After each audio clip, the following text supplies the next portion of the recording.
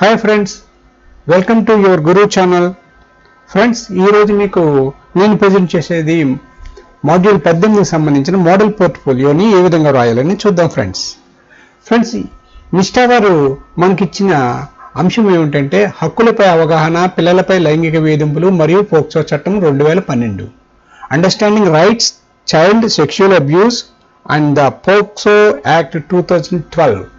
దీనికి సంబంధించి మనకి ఈ పోర్ట్ఫోలియో రాయవలసి ఉంటుంది. కాబట్టి ఫ్రెండ్స్, ప్రతి పోర్ట్ఫోలియోలోనూ రాసిన విధంగానే మనం బేసిక్ డీటెయిల్స్ రాయవలసి ఉంటుంది. ఫ్రెండ్స్, తర్వాత ఇక్కడ చూసినట్లయితే నిష్ఠా గారు ఇచ్చిన పోర్ట్ఫోలియో కొంచెము పేస్ట్ చేయడం జరిగింది.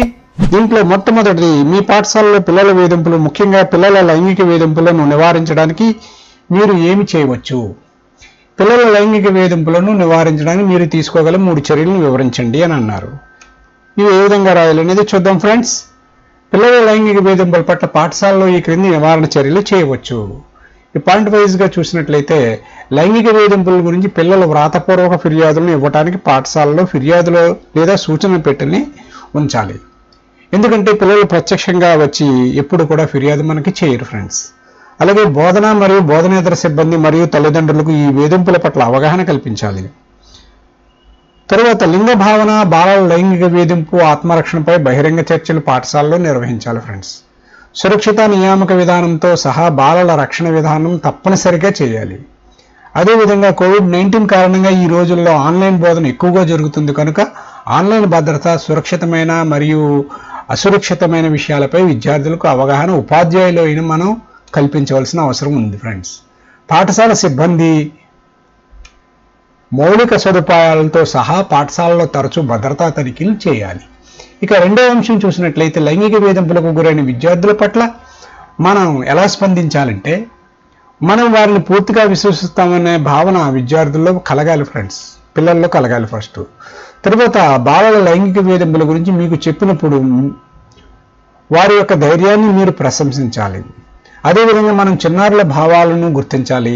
ఉదాహరణకు ఏమిటంటే కోపం, సిగ్గు, భయం, విచారం మొదలైన భావాలను గుర్తించాలి. ఫ్రెండ్స్, దీనివలన మనపై వారికి ఏమవుతుందంటే విశ్వసనీయత అనేది పెరుగుతుంది. లైంగిక వేధింపుల తన తప్పు కాదని విద్యార్థులకు మనం చెప్పాలి. అలాగే వేధించిన వారిది తప్పు అని చెప్పాలి. నేరం చేసినప్పుడు వారు సిగ్గుపడవలసిన విషయం అని చెప్పాలి. నేరం చేసిన వారే సిగ్గుపడాలని చెప్పాలి. ఫ్రెండ్స్, నేరం మొదట ఎప్పుడు ప్రారంభమైందో పిల్లలు చెప్పకపోయినా ఆ నేరం కొనసాగినందుకు వారు బాధ్యులు కానే కాదని విద్యార్థులకు మనం ఎప్పుడు కూడా తెలియజేయాలి.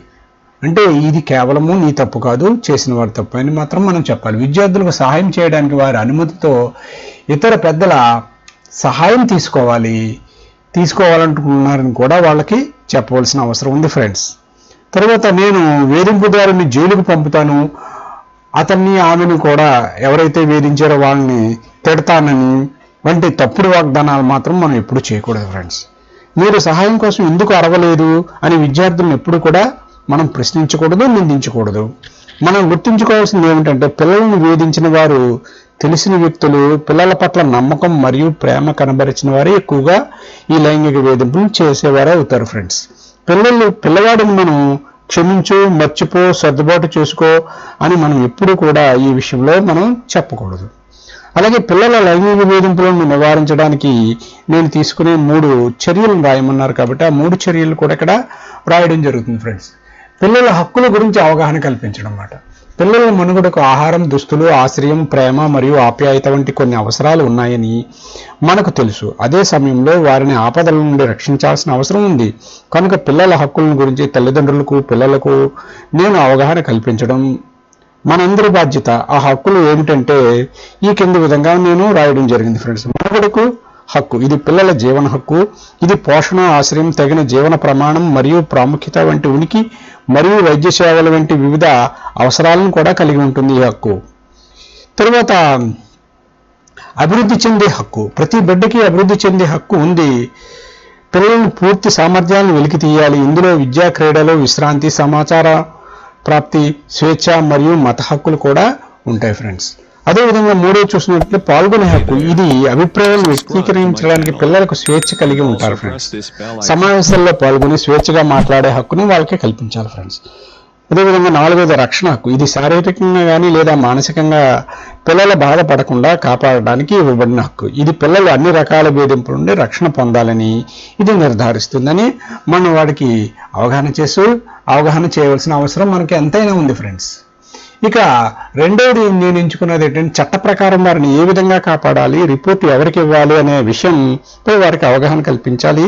ఇదే పిల్లలపై లైంగిక వేధింపులు జరిగినప్పుడు వారిని కాపాడుతూ ఏ చట్టాలు ఉన్నాయి, అవి బాలల హక్కులు ఏ విధంగా కాపాడుతాయో అవగాహన కల్పిస్తాను ఫ్రెండ్స్. పోక్సో చట్టం 2012 అనేది పిల్లల రక్షణ కోసం ఏర్పాటు చేసిన ఒక సమగ్రమైన చట్టం. బాలలపై లైంగిక వేధింపులు, లైంగిక దాడులు మరియు అశ్లీలత వంటి నేరాల గురించి న్యాయ ప్రక్రియకు సంబంధించిన విషయాలను పిల్లలతో స్నేహపూర్వక వాతావరణంలో ఏ విధంగా పరిష్కరించుకోవచ్చో వాటిలో ముఖ్య అంశాలను నేను ఈ కింద విధంగా అవగాహన పరుస్తానని చెప్తున్నాను ఫ్రెండ్స్. ఏమిటని చూసినట్లయితే ఇది పోక్సో బాలికలకు మరియు బాలులకు సమానంగా ఈ చట్టం వర్తిస్తుంది. కేవలం బాలికలకని మాత్రమే కాదు, పోక్సో చట్టం అనేది బాలులకు కూడా ఉంటుంది. అదేవిధంగా ఇది 18 సంవత్సరాల కంటే తక్కువ వయసు ఉన్న వారందరికీ కూడా వర్తిస్తుంది. బాలిక లైంగిక నేరాన్ని SJPU లేదా సమీపంలో పోలీస్ స్టేషన్లో ఫిర్యాదు చేయాలని అవగాహన కల్పించాలి ఫ్రెండ్స్. బాధితులు వారి ఫిర్యాదును రికార్డు చేయడానికి పోలీసు అధికారులు తమ ఉనికిని తెలియజేయకుండా ఉండడానికి సాధారణ దుస్తుల్లో భయం లేని వాతావరణం కల్పించాల్సిన పోక్సో చట్టం తప్పనిసరి నిబంధన ఉంది ఫ్రెండ్స్. అంటే పోలీసు అధికారులు మన ఎంక్వైరీకి వాటికి వచ్చినప్పుడు కేవలము వీళ్ళు సివిల్ డ్రెస్లో మాత్రమే వచ్చి ఎంక్వైరీలో అవి కూడా చేస్తారు ఫ్రెండ్స్. ఇక న్యాయ ప్రక్రియలో బాధితులు నిందితులను ఎదుర్కోవాల్సి ఉన్న అన్ని దశల్లోనూ మైనర్లను వారి ఉనికిని బయటపడకుండా చూసుకోవడం తప్పనిసరి ఈ చట్టంలో ఉంది. నిందితులు ఆరోపించే ఫిర్యాదును నమోదు చేసిన తేదీ నుండి 1 సంవత్సరం లోపు విచారణ తప్పనిసరిగా ముగియాలి ఫ్రెండ్స్. ఇక తర్వాత చూసినట్లయితే ఫ్రెండ్స్ 3వ అంశము లైంగిక వేధింపులకు గురైన పిల్లలను తీరును మనం అర్థం చేసుకుంటే వారు చెప్పకపోయినా వాళ్ళ యొక్క ప్రవర్తన బట్టి వాళ్ళు లైంగిక వేధింపులు గురవుతున్నారు, బాధపడుతున్నారు అనే విషయాన్ని మనం గమనించి వారిని ఆరక్షించే అవకాశం మనకు వస్తుంది. కాబట్టి ఫ్రెండ్స్ విద్యార్థులు కొన్ని రకాల వేధింపులకు, ముఖ్యంగా లైంగిక వేధింపులు గురైనప్పుడు కనిపించే కొన్ని ముఖ్య సంకేతాలను మనం ఉపాధ్యాయులు, తల్లిదండ్రులు అందరూ కూడా అవగాహన చేసుకోవాలి ఫ్రెండ్స్. అవి ఏమిటంటే పిల్లల వారి ప్రవర్తనలో ఊహించని మరియు ఆకస్మిక మార్పు వస్తుంది, అలసట మరియు నిద్ర సమస్యలు వస్తాయి, తరగతిలో తక్కువ హాజరవుతుంది, తరగతికి మానేస్తూ ఉంటారు, పాఠశాల పక్క తడపడం మరియు విపరీత ధోరణులు కలిగి ఉంటారు. అదేవిధంగా వారు ఖరీదైన బహుమతులు కలిగి ఉంటారు. ఇప్పుడు ఖరీదైన బహుమతులు వాళ్ళ చేతుల్లో ఉంటుంటాయి. అదేవిధంగా నిర్దిష్ట వ్యక్తి ప్రదేశాలను ఆకస్మికంగా అయిష్టానికి కనపరుస్తుంటారు ఫ్రెండ్స్. వాళ్ళు ఇష్టపడరు. పిల్లలు తమ రూపానికి ఎక్కువ లేదా తక్కువ శ్రద్ధ పెట్టుంటారు. అంటే డ్రెస్సింగ్ సెన్స్ కానీ, మేకప్ చేసుకోవడం కానీ, ఈ తయారవడంలో కూడా తేడాలు వస్తాయి ఫ్రెండ్స్. పిల్లల శరీరంపై ముఖ్యంగా ప్రైవేటు భాగాల్లో గాయాలు ఉంటాయి. అదేవిధంగా పిల్లలు కూర్చోవడంలోనూ మరియు నడవడంలోనూ ఇబ్బంది పడుతుంటారు.